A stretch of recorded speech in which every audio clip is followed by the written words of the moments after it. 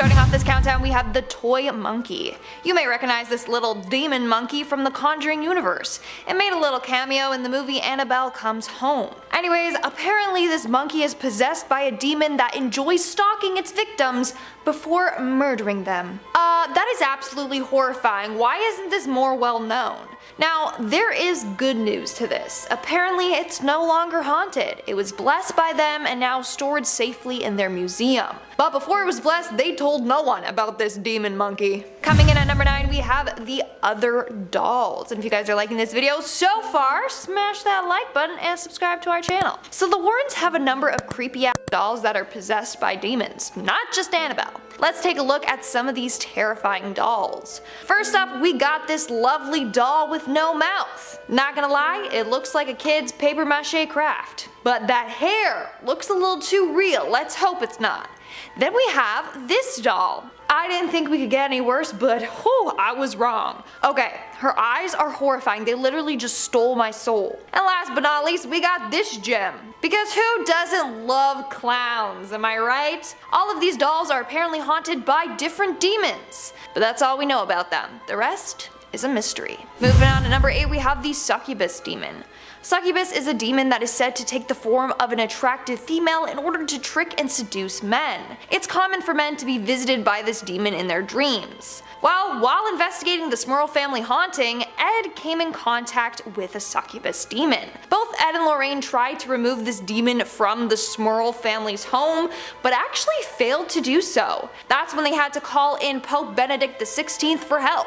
And they performed a ritual exorcism of the house. Maybe that's why we didn't know about this, because the Warrens failed at removing the demon and needed help. That must have been pretty embarrassing. In our 7th spot, we have the haunted house. The Borley Rectory is said to be one of the most haunted places in England. It was built in 1862 but sadly was damaged by a fire in 1939, and by 1944 the whole thing was demolished. Now here's the thing. Before it was demolished, it was said to be extremely haunted. People would hear footsteps and see ghostly apparitions of a nun and a phantom coach. In fact, when Ed and Lorraine Warren visited the church, this is when she encountered the real-life demon that inspired Valak. While there, she also saw a headless demon monk walking around that left cryptic messages on the walls. And also, they saw ghostly nuns walking around at night. That's when the Warrens hired a bunch of photographers to help capture evidence of these demons. They ended up encountering the ghost of a nun, or demon nun. She was a real-life woman that got buried alive in the brick walls after having an affair with a monk. So there were multiple ghosts and demons at this church that the Warrens encountered, which were not publicized by them. Fun fact though, the Warrens kept a brick from this demolished church in their museum, cause why not, you know, memories, a little souvenir. In our 6th spot today, we have the Pearls of Death demon. This simple pearl necklace is said to be one of the most dangerous items in the Warrens museum. And honestly, it's the most beautiful. Doesn't it make you just want to pick it up and put it on? Well, don't, ever. This necklace is incredibly cursed and is said to strangle anyone who wears it. Basically, it all started when a woman was given this necklace. She put it on and claims that it felt like someone was strangling her to death. People around her had to actually yank the necklace off of her to save her. It was a near-death experience. It's believed that this necklace was used in incantations or rituals, or even was used as a holy relic to Satan worshippers. So now it's possessed by some sort of demon that wants to kill anyone who wears it. The Warrens again chose not to go that public with this necklace, because it might tempt people to visit the museum and put it on for themselves. And obviously they don't want people dying at their hands. We are now at our 5th and halfway mark with the Union Cemetery Ghost. Now this one is a bit different than the other ghosts and demons on today's list, and that's because the Warrens kept this ghost a secret because it was fake. There wasn't actually a ghost. Let me explain. So according to a legend, there's a lady in white that haunts Union Cemetery in Easton, Connecticut. She was apparently the victim of betrayal by her lover, and she died either by taking her own life when she was heartbroken, or she was actually killed by her lover. Well, Ed was determined to capture her on tape, and enlisted his secret, not so secret lover, Penny, for help. So in the summer of 1990, Ed apparently camped out in the cemetery for a week trying to make contact with this ghost, and it was a fail. The two then faked a video of the lady in white, which was just Penny wearing white. Anyways, he went on to make great claims that he made contact with this ghost, but hardly any evidence was provided, just a few shadow ghosts on video, which was Penny. People were questioning the authenticity of this video, and he kinda was like, hey, let's just, forget about this, and then they just never talked about it again. Coming in at number 4, we have the Donovan family. In the 70s, the Donovan family was haunted by a very malevolent demon. It started off how it normally does. The family would hear loud noises coming from inside their walls. Eventually, things would happen like blood would pour out from their taps, and they would hear animalistic growls coming from within their house. The Warrens were sent in to investigate, and turns out that the daughter, Patty Donovan, used an Ouija board and was communicating with the spirit that claimed it was a young boy. Clearly, it was a demon in disguise as a young boy. After learning that, the Warrens called for a priest and they exorcised the house from evil. But how come this case wasn't as well known as the others? Why were they trying to keep it a secret?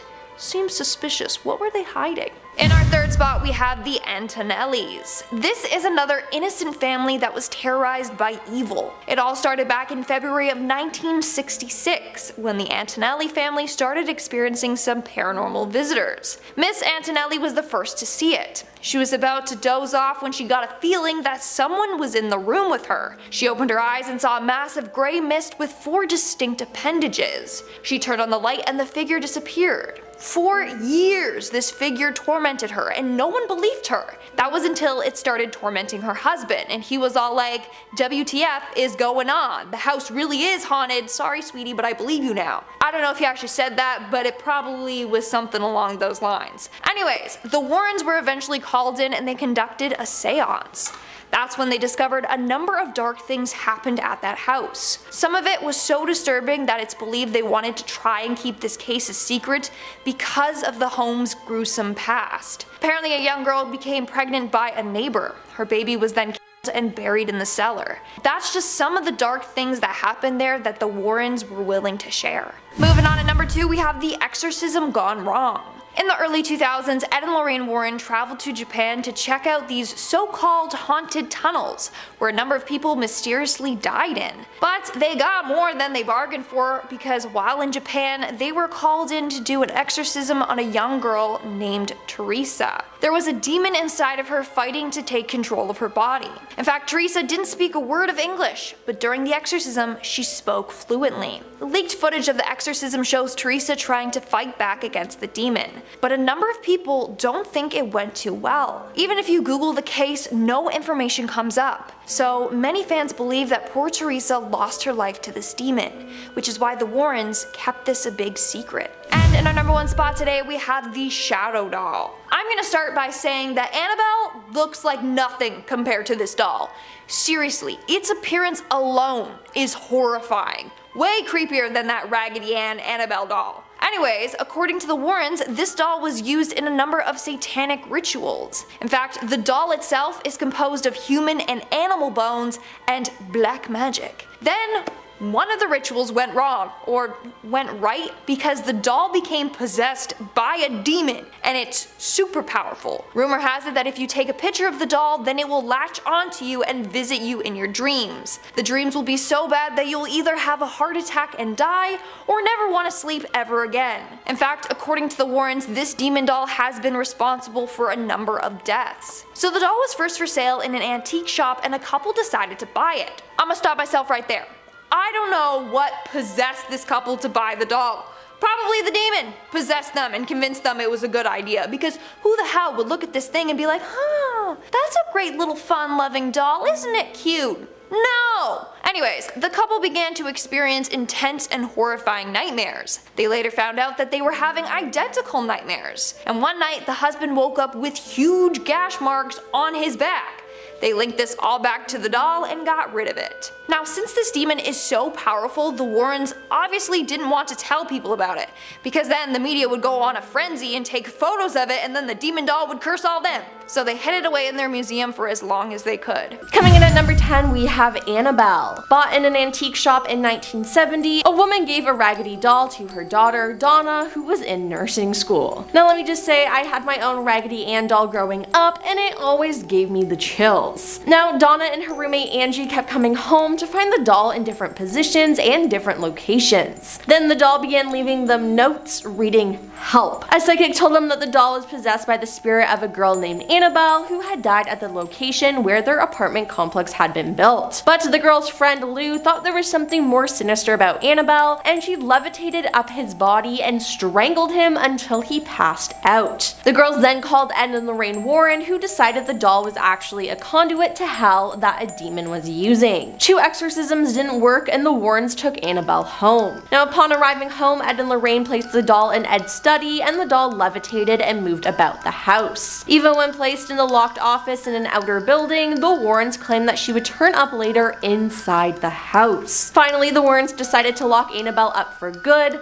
and they had a specially made glass and wood case constructed, upon which they inscribed the Lord's Prayer and St. Michael's Prayer. Then for the rest of his life, Ed would periodically say a binding prayer over the case, ensuring that the sinister spirit and doll remained good and trapped. Number 9. The Devil Made Me Do It. Ed and Lorraine Warren helped exorcise a possessed boy named David Glatzel in the early 80s. David's family had seen him being beaten and choked by invisible hands, and that red marks appeared on his neck afterward. David had started to growl, hiss, speak in otherworldly voices, and recite passages from the Bible as well. Now, they did many exorcisms on David, and Lorraine said that David levitated, ceased breathing for a time, and even demonstrated the supernatural ability of precognition. Now, during his exorcisms, there was also a rocking chair in the room that would allegedly rock on its own, levitate, and even vanish and reappear. David and Lorraine also claimed to have seen the devil sitting in it. Then David's older sister's boyfriend, Arnie, then coerced one of the demons to possess him while participating in David's exorcisms. Afterwards, Arnie's personality changed, and he would fall into a trance-like state where he would growl and hallucinate, but later have no memory of it. Then one day, after his and his girlfriend Debbie's landlord was drunk and misbehaving, Ernie ended his life. The day after the incident, Lorraine informed the Brookfield police that Ernie was possessed when the crime was committed. The case then went to trial, where Ernie's defense was demonic possession and that the devil made me do it. Number 8.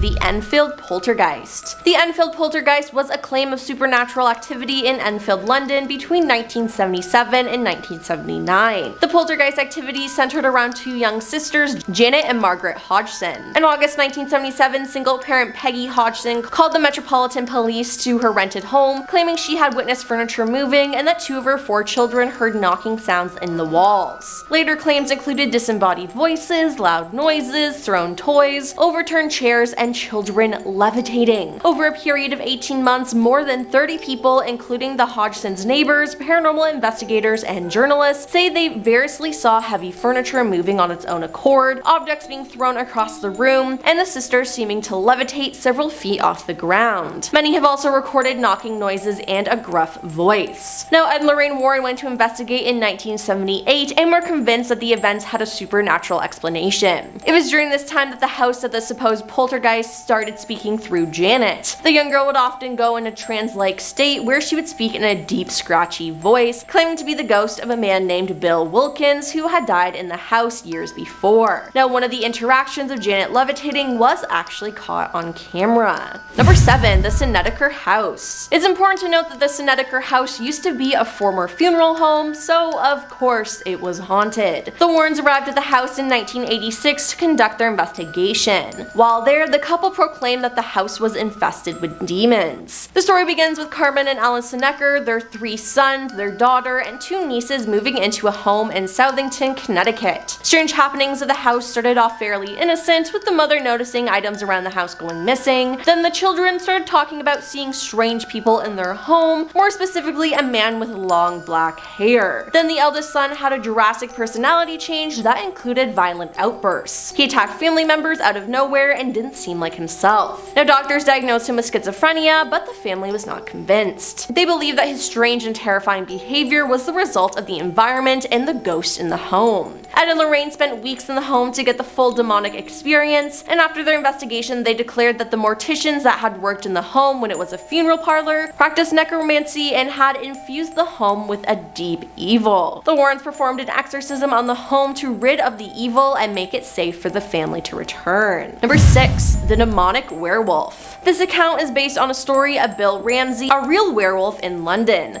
Bill first demonstrated demonically possessed behavior at the age of 9. Apparently he displayed superhuman strength, even managing to rip out a post from its concrete dwellings. He would also try to bite at his family and relatives before having seizures. In 1983, now a grown man, he admitted himself to an institution after the cravings for blood returned, but when in the hospital he attacked a nurse and barked like a dog. In 1987, while displaying a wolfish demeanor, he attacked a police officer with superhuman force. It took 6 more officers altogether to restrain the beast. Now the fiasco led to a mass news coverage, and the Warrens were on point to wrestle the raging mongrel from his wicked soul. After being flown to Connecticut, the wolf demon was exorcised successfully, and Bill has had no issues ever since. Number 5. The Smurl Haunting. The Smurl Haunting is named after Jack and Janet Smurl. They claim that a demon was haunting their home in West Pittenson, Pennsylvania between the years of 1974 and 1989. The demon was alleged to have thrown the family dog into a wall and pushed their daughter down the stairs. The Warrens arrived at the Smurl household in 1986 to conduct their own investigation. Ed described the demonic presence as very powerful and claimed that the entity was able to shake mirrors and move furniture. He claimed to have recorded audio footage of the knocking and rapping sounds caused by the demon as well. Number 4. The Borley Church. The Borley Church is a haunted place of worship that was built in the 12th century and is located in Essex. Crafted during the Norman conquest of 1066, Borley's church is just steps away from fellow paranormal hotspot Borley Rectory and has been the subject of numerous reports, including eerie footsteps, unsettling smells, and spine-tingling apparitions, most notably a solemn nun aimlessly wandering the courtyard. Now others reported apparitions included a veiled young lady who walks the churchyard grounds before suddenly disappearing, as well as a monk hiding within the church. The organ is said to play by itself, and paranormal investigators claim to have heard ominous, mournful cries and groans coming from the building. Ed himself declared that he had caught an image of the spirit of the monk looking around a book in the church on camera.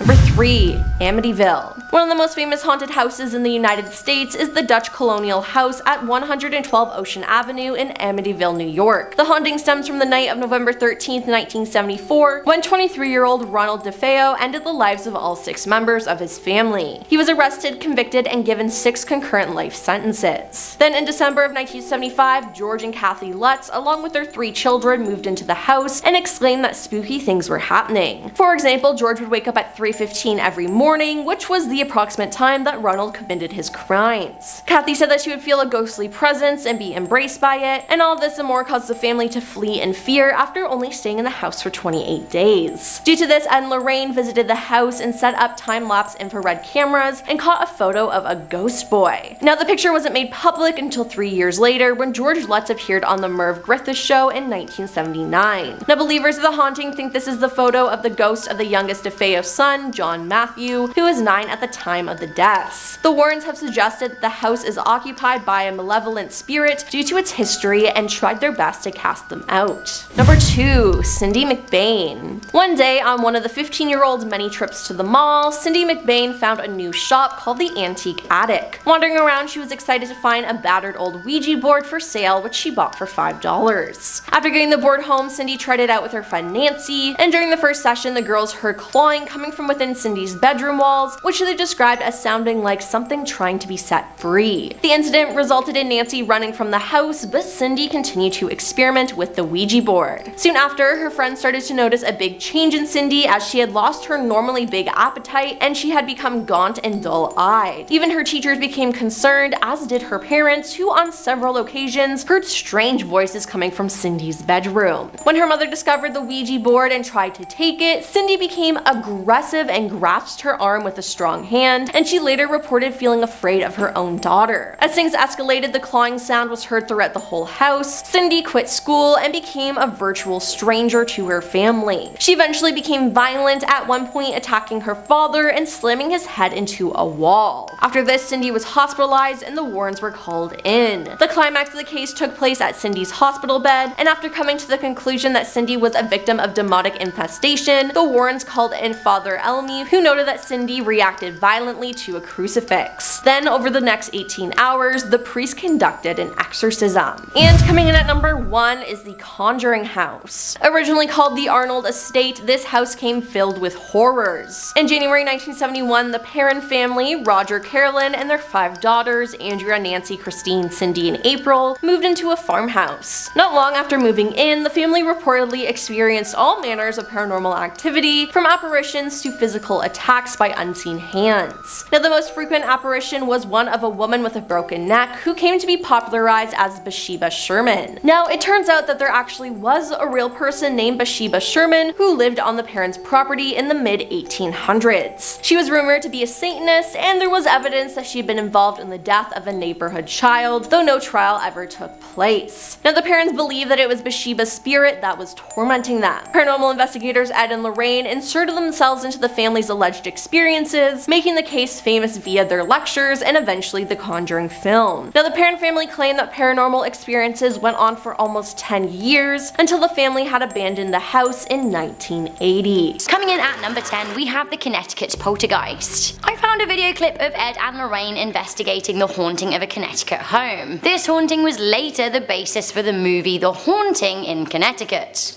because they were being haunted in Connecticut. It makes so much sense. Ed Warren says that this is one of the most compelling pieces of evidence for poltergeist activity caught on camera. The family were being plagued by ghostly activity and wanted help, so they called demonologists. It seems in the footage Ed is holding a seance to contact a spirit. This is what happens when he asks who's there.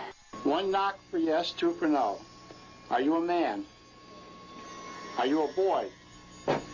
Then this is what happens when asked if the young spirit wants the family to leave. You want the people in this house to move. 1 knock for yes, 2 for no. Yes. The Warrens also recorded this footage of the poltergeist moving chairs. Give me some sign.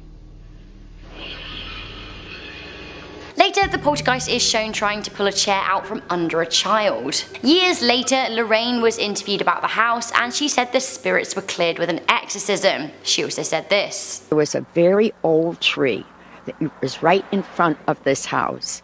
There was no wind at all, no wind whatsoever, and the tree broke in half. Coming into number 9, we have the White Lady of Union Cemetery. Ed and Lorraine have investigated many cases and usually have been the duo behind the case's fame. The White Lady of Union Cemetery long since outdates and surpasses the Warrens. Nonetheless, the pair did have a scary moment there and even caught a ghost on camera. The cemetery is in eastern Connecticut and the site dates back to the 1700s. The graveyard is said to be haunted by a plethora of ghosts, the White Lady being just one of them. Ed stayed in the graveyard for 7 nights and saw ghost lights filling up the place. He said on September the 1st, 1990, he experienced something particularly scary. He said he heard a woman weeping. He said shadow ghosts tried to stop the woman getting to him, and this was the photo he took. This is what he had to say. Your stereotype ghost right here. Isn't that beautiful? The electromagnetic energy taken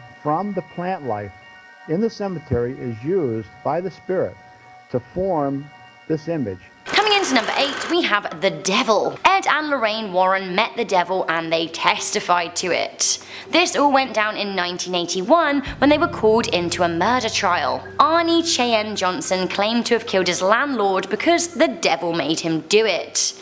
It all started with a possessed 11-year-old David Glatzel. This is where Ed and Lorraine first stepped into the picture. The pair were called in to try and rid the boy of the demon along with Catholic priests. Over several days, the group did eventually get rid of the demon. However, according to them, the demon fled into his brother 18-year-old Arnie's body. Oof. A few months later, he killed his landlord in an argument. His defense lawyer argued that he was possessed. Now here is a clip of Ed talking about Arnie. And he screamed at these devils, "Take me on. Leave my little buddy alone." He got his wish. He challenged the demonic. He challenged the demonic. Then he says this about when he became possessed. And Arnie disappeared for a few minutes. When he came back, He was somebody entirely different. Ed and Lorraine spoke at his trial and attested to the fact that he was indeed possessed by the devil. Thus ensued a media blitz around the case. The pair then wrote a book called The Devil in Connecticut following the incident. Arnie Cheyenne Johnson served just 5 years in jail. Coming into number 7, we have the Borley Rectory. According to demonologists, ghost hunters and psychics like Ed and Lorraine, the Borley Rectory is the most haunted place in the United Kingdom. The building was constructed in Victorian times in Essex, and rumours of its hauntings were rife from the very beginning. Ghost hunters claimed the activity is related to a Benedictine monastery built in the area in 1362. A monk was said to have been executed, and a nun bricked alive in the walls of a convent after the pair had an affair. Obviously, good old Ed and Lorraine had to go for a jaunt to check it out. When talking about their first experience at the property, Lorraine said that she was with a skeptical newspaper reporter. She shares an experience of what happened to him. Something is hitting me. It's hitting me. It's hitting me. And he was absolutely hysterical. Ugh, a hitting ghost, not what you need. Then she continued by saying, He said, I can't breathe. I can't breathe. Later, Lorraine said that a recording taken at the church at this moment revealed a woman's voice saying, Hit him. Hit him. Almost in a healing way. And you hear her very gentle voice. Chilling. Was the monk hitting him because the nun wanted him to? Coming into number 6, we have The Witch of Harrisville. Some of you guys may have seen The Conjuring. Well, that horrifying movie is based on a house that the Warrens investigated in Rhode Island. Now, this house was haunted by a witch called Bathsheba Sherman. She is said to have cursed the land so that whoever lived on it in the future would die.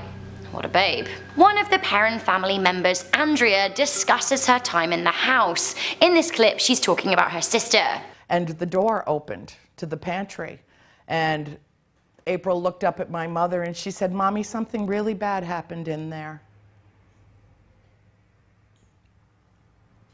Indeed. It's where little Prudence Arnold had her throat cut. Ed and Lorraine visited the home and exorcised the witch. Or did they? When members from the Ed and Lorraine Warren Museum visited Bathsheba's grave, this is what they heard. Don't be scared. Kill? Who are you gonna kill?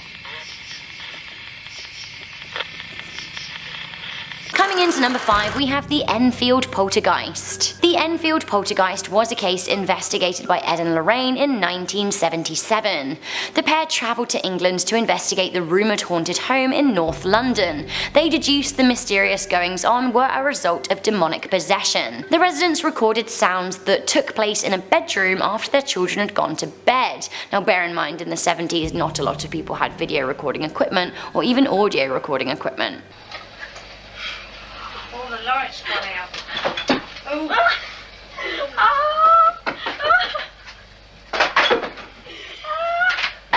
Wait. Where's the light? It's right the lamp. On the head. Right way across the room.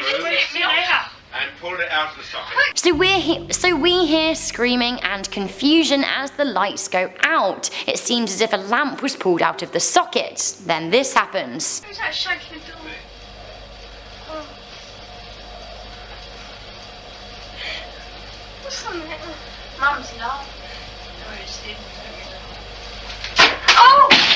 It seems a slipper was used as a projectile by some kind of ghoul and thrown across the room. Over a period of 18 months, more than 30 people, including neighbours, fellow psychic researchers and journalists, said that they saw furniture moving of its own accord and objects being thrown across the room. It was even said that one of the children in the house levitated. Spooky.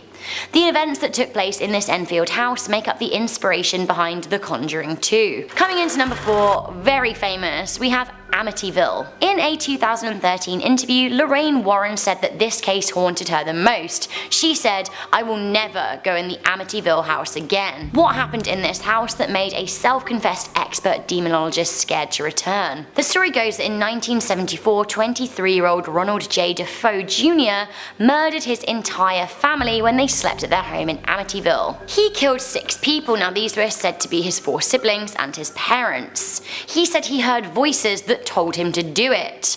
After a year, the house was eventually purchased for just $80,000, although the buyers, the Lutz family, stayed just 28 days because of the horror they experienced. George and Kathy Lutz said that they saw slime coming out of the walls, knives being thrown from counters, figures wandering and wailing. George even said that he saw his wife levitating and an evil red-eyed pig-like creature glaring at him. Ed and Lorraine were brought in along with a priest to rid the house of spirits. In an interview, Ed said, When we went into the house that day, we didn't realize that it was diabolically infested. And on a scale of 1 to 10, I would have to say that Amityville was a 10. Oh my god. The pair believed that it was the house that cursed the murderer rather than the murderer that cursed the house.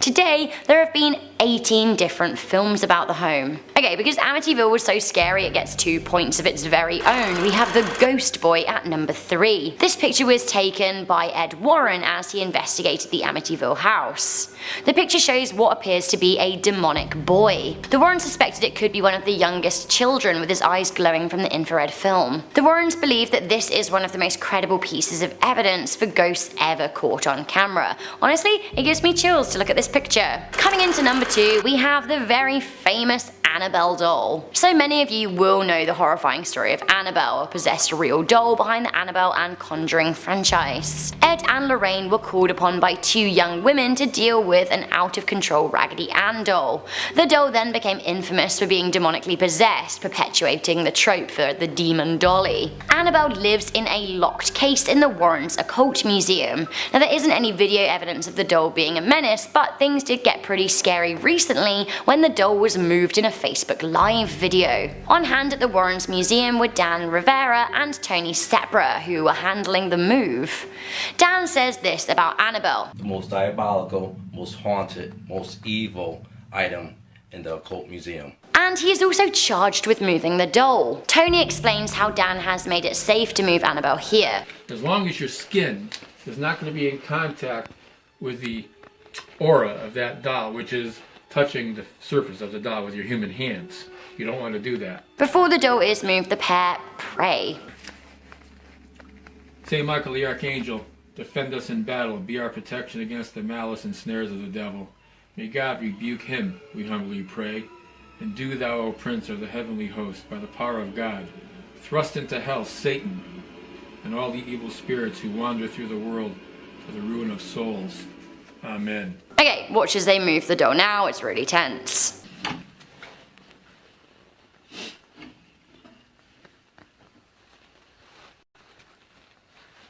Okay, quickly. Right over here. Go into the new case.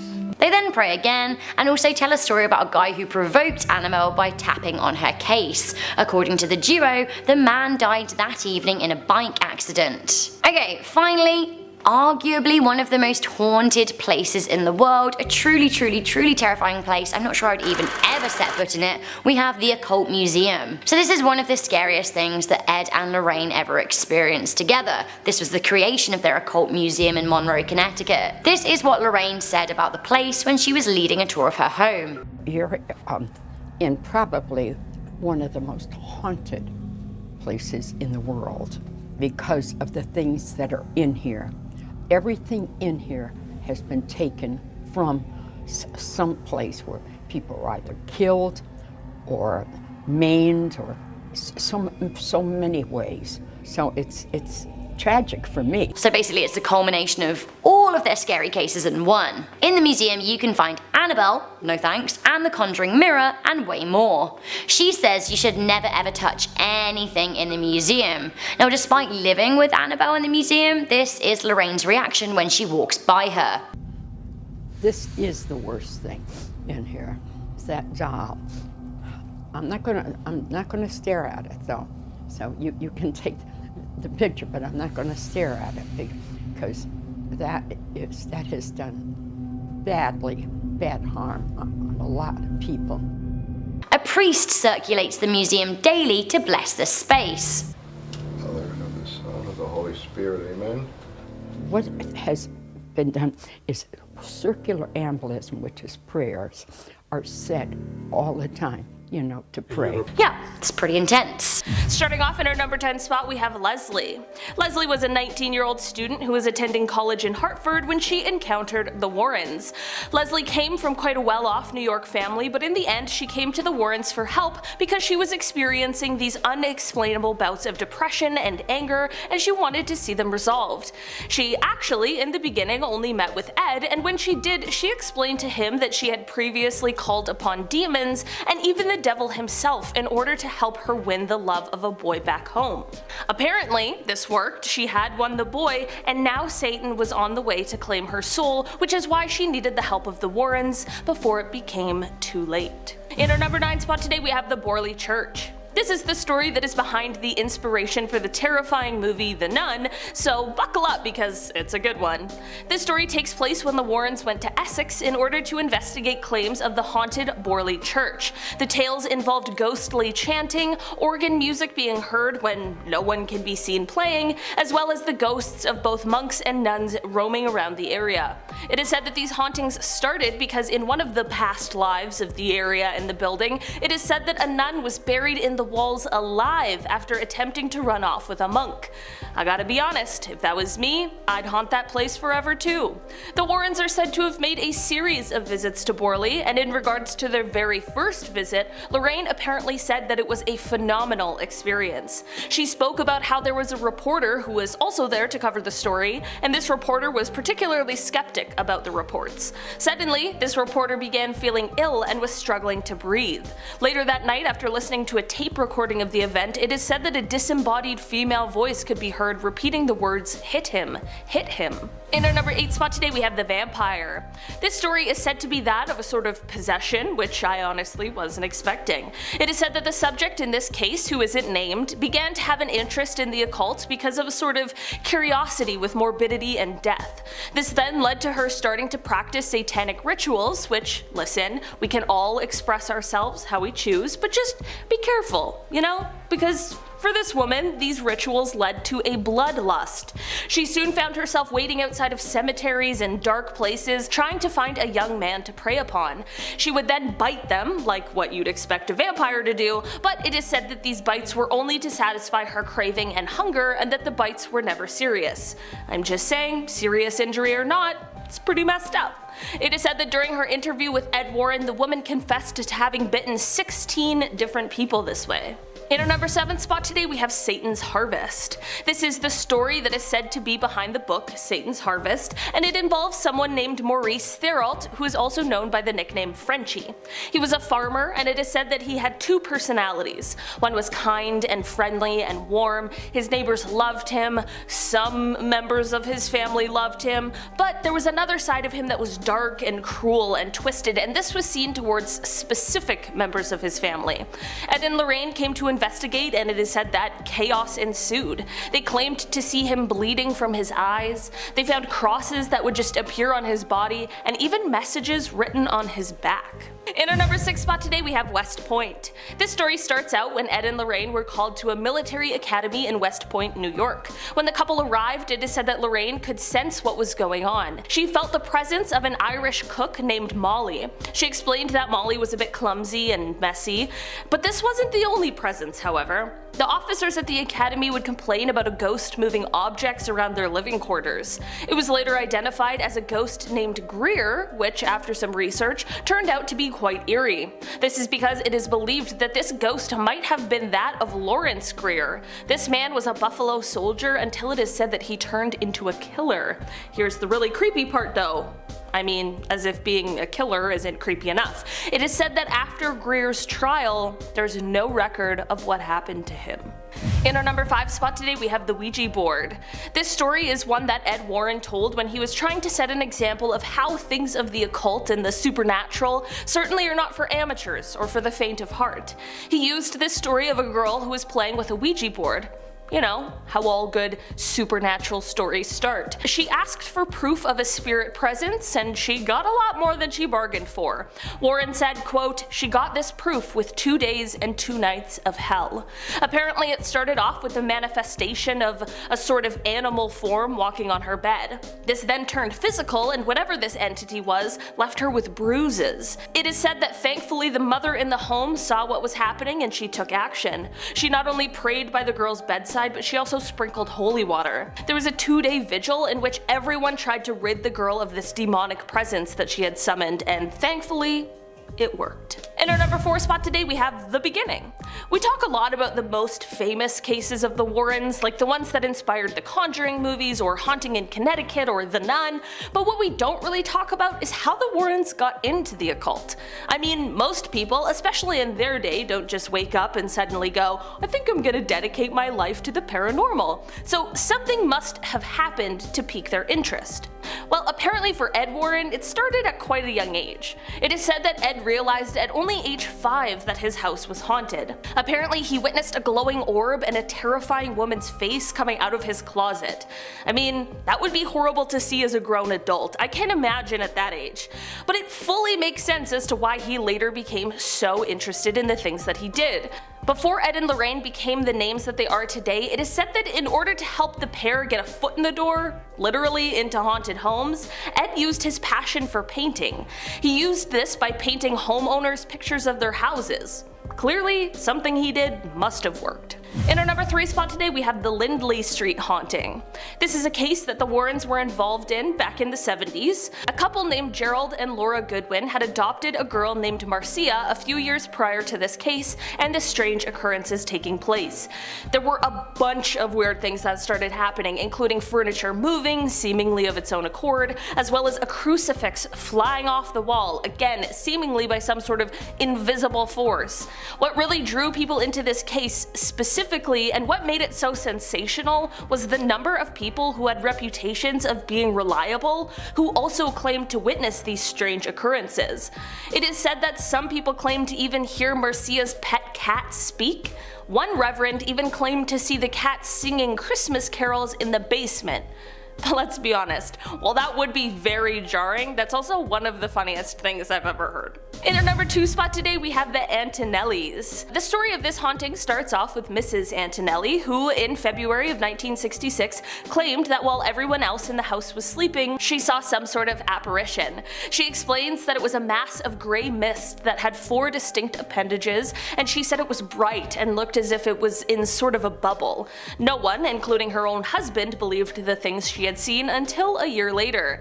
It was at this point that one day, while Mr. Antonelli was home alone, he suddenly, out of nowhere, heard a quote ungodly scream, and when he looked in the direction that it came from, he saw the stairs in his house, but suddenly they appeared as if they went on forever. He sat down, had a few coffees and cigarettes, like I think anyone would after seeing something like that, and after he thought it was over and he went back to the housework that he was doing, but he certainly was not right. Basically, it said that he put the hammer down about 7 to 10 feet away from the top of the stairs, and then all of a sudden the hammer came flying down them. He went to grab it, put it down again, and this time it suddenly flew right over his shoulder. It is said that when his family came home, he was still a ghostly white, and this time he had 2 cigarettes in his mouth. From here, it is said that many other family members would go on to also experience very strange and unexplainable occurrences. It is said that for the Warrens, even in their long and full careers, this was one of the most interesting cases that they ever investigated. In our number 1 spot today, we have the theater haunting. Starting in Willimantic, Connecticut, the Warrens went out to check out a theater that was said to have a number of strange apparitions and weird sightings. The manager is said to have been 32 at the time, and he had also recently started working there when he saw the figure of a woman late one night after he had already closed down the theater. He saw the same figure the following night, and this led him to confide in one of the employees who had been there for years about what he was witnessing. This is when the employee said that from the balcony one night he had seen 2 actors in a Shakespearean dress. One of them fell exclaiming, "They've killed me," and then all 3 of them disappeared. This wasn't the only employee either. The janitor also experienced strange happenings and sometimes even heard footsteps. The Warrens decided to conduct a seance in the theater. Ed apparently reported that, quote, "The girl whom the manager had seen came to us and explained she had been murdered after she witnessed the killing of a man. The spirit said she knew she was dead, but she was afraid to, quote, pass over to death because, quote, they were waiting for her." There was of course a medium present at the seance, and it is said that this medium called upon spirit guides to help the girl, but she refused. The Warrens left this case saying that the girl's spirit was still earthbound and that she remained in that theater. I wonder if she's still there.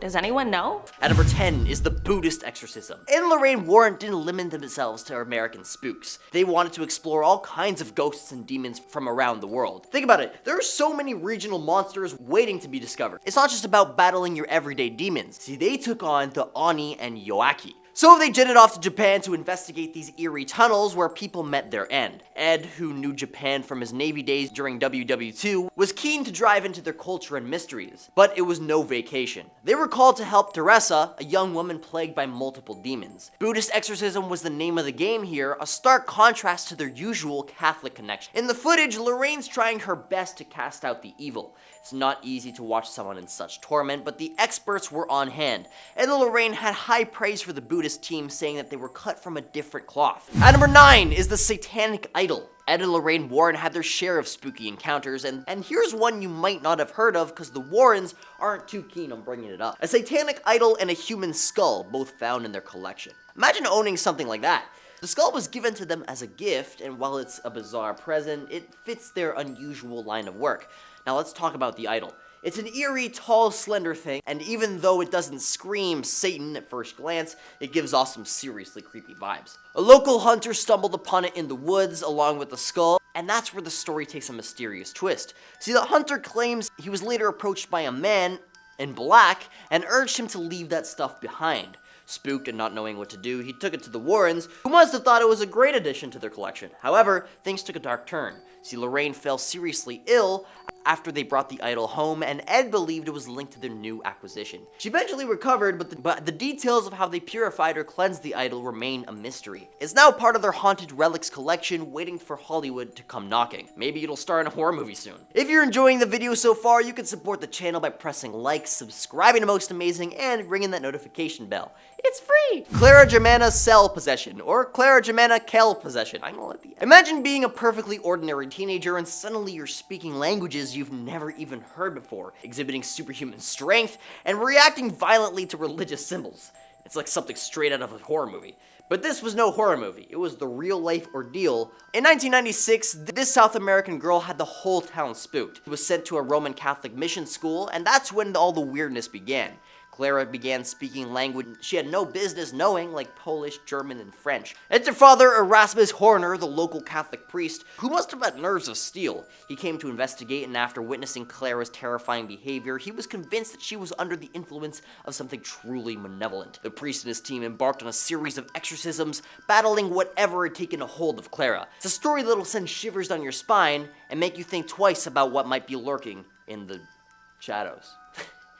At number 7, Cindy McBain, just your typical teenager, stumbles upon an old beat-up Ouija board in a peculiar shop. $5 later, and she's got a ticket to the unknown. As she and her friend Nancy dabble with the board, with unearthly clawing noises from within their bedroom walls. Nancy bolts out of there, but Cindy decides to push further, and that's when things go awry. She begins to change, and not in a good way. Her appetite disappears, she starts looking like a ghost herself. Even her parents and teachers are getting worried, hearing eerie voices and noticing her deteriorating condition. When her mom tries to snatch that Ouija board away, Cindy's grip becomes stronger than you'd expect from a little person, and she transforms into an entirely different person. Violence erupts, with her dad becoming a victim of her aggression, And that's when the Warrens get the call. Fast forward to Sydney's hospital room where Father Emili makes a shocking discovery. Sydney goes berserk at the sight of a crucifix. So an 18-hour exorcism unfolds, concluding in a terrifying tale of demonic possession the Warrens kept tucked away. If this one doesn't give you goosebumps, I don't know what will. At number 6 is the Wax Man.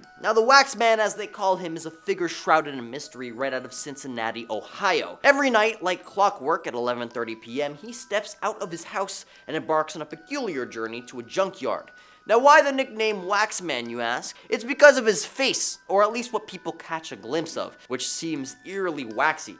But here's where it gets even spookier. See, people stake out his streak, and when he sets off, they start tailing him. What's even more bizarre is the Wax Man's supposed mastery of timing the traffic lights. Why, you might wonder? Well, to give slip to those intrepid followers, of course. He's well aware when someone's on his tail, and he's not too shy about throwing them off his scent. He'll play with his speed, darting ahead or slowing down abruptly just to mess with his followers. And if you're daring enough to pull up alongside him, you might get a fleeting glance or maybe even a wave, but don't hold your breath for that. Now, there's one eerie story of a carload of students who tailed the Waxman all the way to that junkyard. And guess what? They never spoke about what they witnessed there. Let's not make a habit of tailing mysterious folks in their cars, especially a guy like Waxman.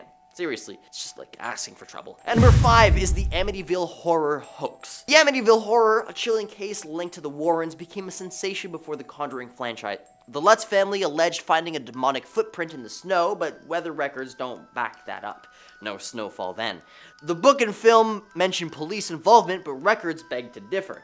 You see, to make things even murkier, Reynold Defoe's attorney, William Weber, suggested it was all a colossal hoax. He claimed the Lutz family, writer Jay Anson, and the Warrens concocted the story. It's not the first time the Warrens appear more interested in a captivating narrative than cold, hard facts. The case of the haunting in Connecticut, penned as non-fiction, had a writer hired by them, and he struggled with conflicting accounts. Questioned Ed Warren, their response was unsettling. They're crazy. All the people who come to us are crazy. Just use what you can and make the rest up. It's a bizarre twist of the tale that still haunts us to this day. At number 4 is the South End Werewolf. A tale from the paranormal files of Ed and Lorraine Warren stands as one of their most peculiar cases. Imagine, if you will, a carpenter named William Ramsey living in Essex, England, who believed he cursed with lycanthropy, not the Hollywood-style transformation under the full moon, but the seemingly random shift into a beast. Ramsey described his first transformation as a youth, a nightmarish experience of icy chills, primal urges, and an overpowering odor. He transformed into a werewolf-like creature, shredding a fence post and gnawing at wire mesh. For years, he dismissed it as an isolated incident, but in 1983, the wolf reared its snarling head again at a pub, leading to a wild cab ride home. In 1989, the Warrens intervened, inviting Ramsey to Connecticut for an exorcism. He was initially skeptical, despite believing in becoming a werewolf. The exorcism, a night of violent thrashing, supposedly purged the werewolf from his soul, bringing him peace. A silver bullet might be Hollywood's way, but it seems that for Ed and Lorraine Warren, exorcism was the remedy of choice for this strange case. At number 3, the Shadow Doll is next level terrifying. You've all seen Chucky, right? Well, this doll makes Chucky look like a birthday party guest. It's a horrifying sight. A woman with a white face, swathed in black robes, adorned with chains and spikes, even sporting a human tooth. It's not out for your physical body, it's after your dreams. When you hit the hay, this grotesque creature invades your slumber. It doesn't just give you a quick stare. Oh no, it's sadistic. It haunts your dreams relentlessly, returning again and again, pushing you to the brink of sheer terror until your heart says, "I'm out!" and you never wake up again. Imagine being so afraid to sleep, knowing that the moment you close your eyes, the Shadow Doll could strike, and it might be your last night. The Warrens have locked it up, but honestly, it's too dangerous. Burn it and be done with it. At number 2, let's dive into the spooky world of the Winchester Mystery House, a place so mysterious that even renowned paranormal investigators Ed and Lorraine Warren kept their distance. The story begins in '86 when Sarah Winchester, a wealthy widow, headed to California to escape her troubled past. You see, she inherited a vast fortune from the Winchester rifle empire, but it came with a dark legacy. After losing her family inheriting a fortune from the Winchester rifle, she embarked on a lifelong quest to build a house that never seemed to be finished building. It's a Its twisted hallways, doors leading to nowhere, and staircases to the ceiling give us an architectural puzzle. But why did Sarah Winchester create such a bizarre mansion? Rumors suggest she built it to appease the vengeful spirits of those eliminated by the Winchester rifle. Ed and Lorraine Warren, known for delving into some seriously scary stuff, never ventured to this peculiar place. Imagine that, a mansion designed to appease the restless dead, and the Warrens wanted nothing to do with it. At number 1 is the Brick. Inside the Warrens Museum, nestled among the spine-chilling artifacts, there lies a seemingly ordinary relic. A brick. Yeah, just your run-of-the-mill building block, or so it seems. But within the context of this occult museum, anything is far from mundane. You see, this brick hails from the infamous Borley Rectory, a place renowned for being the most haunted structure in all of the UK before its fiery demise in 1939. On that fateful night, chaos reigned supreme, with over 2,000 reports of paranormal occurrences, including floating bricks seemingly possessed by poltergeists. This peculiar brick might just be the most terrifying piece of masonry in history. Not that there's an extensive list of terrifying bricks to compare it to, but it stands as a chilling testament to the unexplained and eerie events that have gripped the world, reminding us that even the most ordinary objects can harbor extraordinary secrets. Number 10, The Devil Made Me Do It. In 1981, 19-year-old Arne Cheyenne Johnson sparked controversy far and wide for a crime he wasn't behind, or so we think. While arguing with Alan Bono over Johnson's girlfriend, Arne stabbed Bono, resulting in the man's death. When police arrived, Arne claimed that the devil made him do it. When the words "the devil made me do it" came from his mouth, it sent the world into controversy. Apparently, Arne was possessed by a demon that had not been vanquished by the Warrens at all. Ed and Lorraine had worked with his family a year prior when Arne's girlfriend's brother David was possessed by not one, not two, but 43 demons. In order to save him, Arne commanded the demons to enter him instead, so when his dark deed finally occurred, Ed and Lorraine flew to his defense. The Warrens stated that at the time of the exorcism, and I quote, "Johnson leapt up and cried to the demon, 'Come into me, I'll fight you, come into me.' But from that time on, he was possessed." The Paranormal Society was split in half, but Johnson's team was committed. The court had defended acts of God in the past, like a lightning strike to a tree hits a car, you know what I mean? And now it was time to defend accounts of the devil. But despite what you believe, it wasn't enough, and Johnson received a maximum sentence but was released after good behavior just 4 years later. But still, the fact that these demons were never truly vanquished left the Warrens terrified that this might be the case elsewhere. Number 9, the Smurl haunting. Jack and Janet Smurl sound like they should be like the leading couple of a comedy featuring Jennifer Aniston and Jason Sudeikis. But of course, wrong list. The plight of the couple attracted the attention of Ed and Lorraine Warren after a series of dark and ominous events struck, of course. In the 1970s, the family started experiencing shocking technical mishaps like their TV bursting into flames and toilets flushing by themselves. I know, do ghosts poop? Apparently. At first, they didn't think anything of it, but then the knocking started, in a peculiar pattern of 3 followed by terrible sudden odors, making the Smurls feel ill. The strange noises and smells were swiftly followed by sightings, and thus entered the Warrens. The Warrens discovered a presence of 3 separate demons, and despite 3 exorcisms, the family reported the return of the demons until finally they let go 15 years later. Number 8, the haunting in Connecticut. The mortuary turned home for the Snedeker family in Southington, Connecticut definitely created the perfect breeding grounds for a scary story, one that left even the Warrens uneasy in their skin. First off, moving into a mortuary? No thank you. In the 1980s, the Warrens took on the case of Carmen and Al Snedeker, who were being tormented by a series of restless spirits and demons. So in this case, it's not just one, but many that they feared. The family reported the smell of rotted flesh lingering in the house because, I don't know, it was a mortuary, and that the taps would turn red out of nowhere. The eldest son was plagued by visions of ghosts, and both Carmen and Al reported being sodomized by the ghosts. It's a very specific activity. Which led to the Warrens making the discovery that whoever the morticians were, their activities were not always professional, if you get my drift. I don't know what's worse, the demons themselves or like the people who used to live there. Ugh, can't handle that. This was one of their most confusing cases and remains under scrutiny to this day, but the Warrens knew whatever it was had to be exorcised. But the question is, was it really, or is it just hiding out until someone else comes along? Number 7, the Enfield haunting. I don't know what it is with the 70s, man. It just seems like so much weird stuff happened. We had serial killers. It's nuts. But it just seems like it's one of the strangest times in history, what with violent killers and violent hauntings. The Enfield haunting took place in Brimstown, England, and remains one of the more boggling cases the Warrens worked on. Peggy Hodgson and her family claim to have seen furniture and toys being thrown and moved by unknown forces in their homes. They even claimed that violent voices were heard and that their children were levitating in the air. They caught the photo of the girls levitating when the investigators set up a wired control camera into the room, which periodically caught images throughout the night. Whatever it was, the Warrens knew there was a demonic entity within the house and immediately set to work. Number 6, the Perrin family case. The Perrin family lived in the old Arnold estate, which inspired the scariest film I have ever seen personally, because if you've watched me on Central Dark, you know how low my tolerance is. But anyway, it's still awful. Yeah, you know it, you've heard of it. 8 generations of families lived and died in the old house and apparently never wanted to leave, or never could.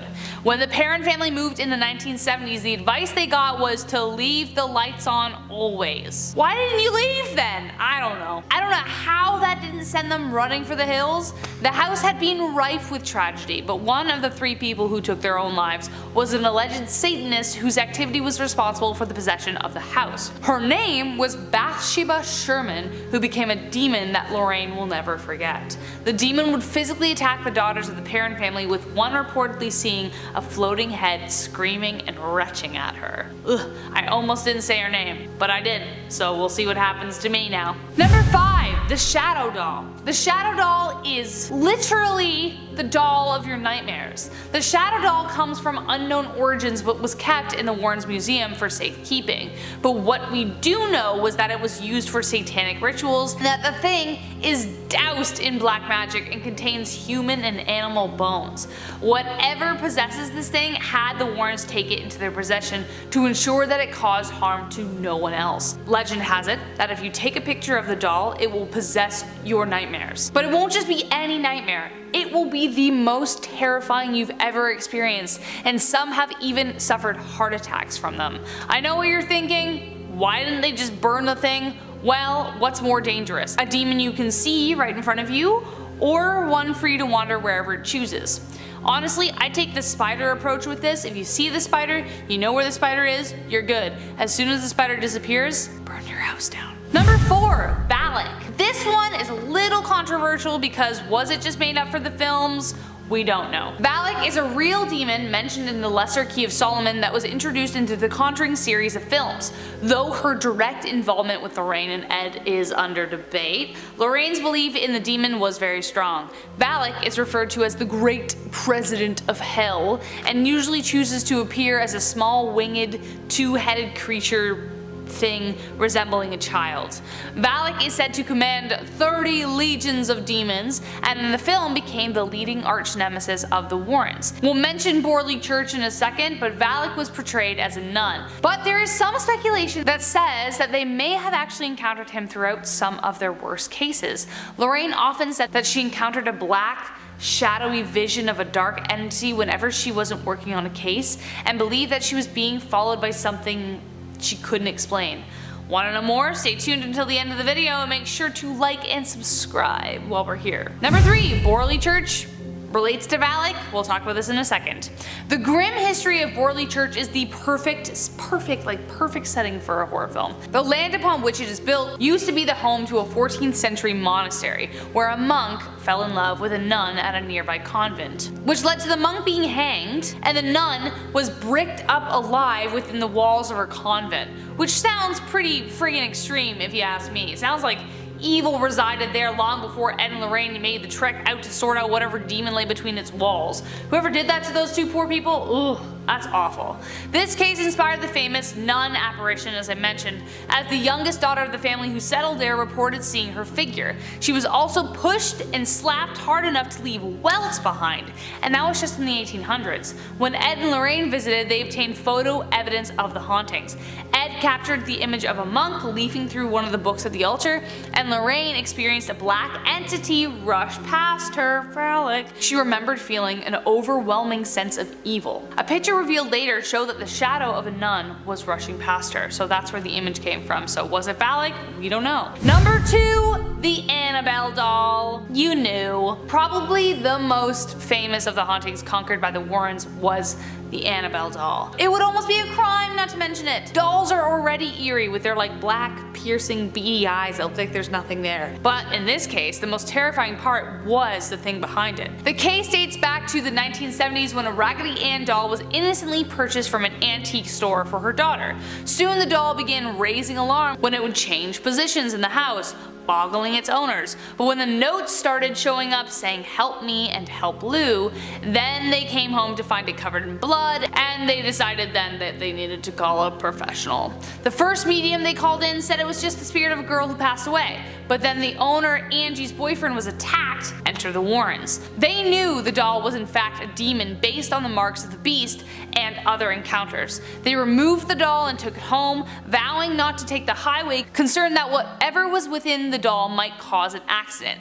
Indeed, their brakes stalled or failed several times on their way home, putting their life in jeopardy several times. It wasn't until Ed doused the doll in holy water that the problem desisted. The couple was so concerned about the doll that Ed routinely said a prayer over the doll every single night. Alright, number 1, the Amityville horror case. The setting: Amityville, Long Island in 1975. A place rife with satanic manifestations set on driving whoever entered to violent madness. As soon as I even say Amityville, you know where this is going. One of the most famous Warren cases, this haunting continues to land on the conclusion that there are just some things that can't be explained. A year before the Lutzes moved into the suburban home in Long Island, Ronald DeFay Jr. shot and killed the 6 members of his family. So it's no wonder that during the first month of living there, the Lutzes experienced swarms of flies, loud banging noises, disturbing entities, and even levitations. The Lutzes moved out and left all their belongings behind, and George Lutz, the father, an ex-Marine and karate expert, so clearly a tough guy, wouldn't even meet the Warrens at the house. He met them at a Pizza Hut. He was that scared. The Warrens said that this case affected their personal relationship to each other the most out of any case they've worked on. This entity followed the Warrens home the very first day, and Lorraine described being incredibly fearful. There was something she just couldn't explain. To this day, Lorraine says that this is the case that haunts her the most, and said, and I quote, "She hoped that this was as close to hell as she would ever get."